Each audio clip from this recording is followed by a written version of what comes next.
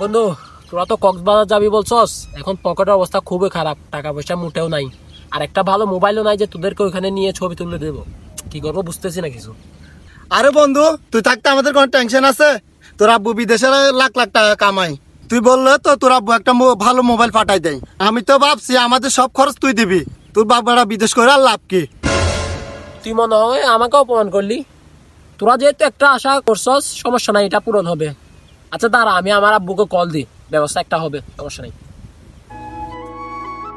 Hero বন্ধু, এত বছর কাজ করস, এখনো দেশে যাচ্ছিস না কেন? ভাই, আমার একটা মাত্র স্বপ্ন, আমার দেশে একটা ছেলে আছে, শুধু আমার এত পরিশ্রম করা আমার ছেলেকে মানুষ করার জন্য, যেন মানুষের মতো মানুষ হয়। ভাই ভাই, আমার ছেলে বলতে বলতে কল দিছে। হ্যাঁ, হ্যালো আব্বু, হ্যালো আব্বু, কেমন আছো? কেমন আছিস জানা লাগবে না। তোমাকে বলছিলাম না একটা আইফোন পাঠানোর জন্য, এটা কি পাঠাচ্ছ? হ্যাঁ, তোমার জন্য তো আইফোন নিয়েছি, ও তোমার আঙ্কেল যাবে, আঙ্কেলের দিকে পাঠাবো। আর ওটা পাঠানোর সময় আমার জন্য 20,000 টাকা পাঠাই, আমার বন্ধুদের নিয়ে আমি কক্সবাজার ট্যুরে যাব। টাকা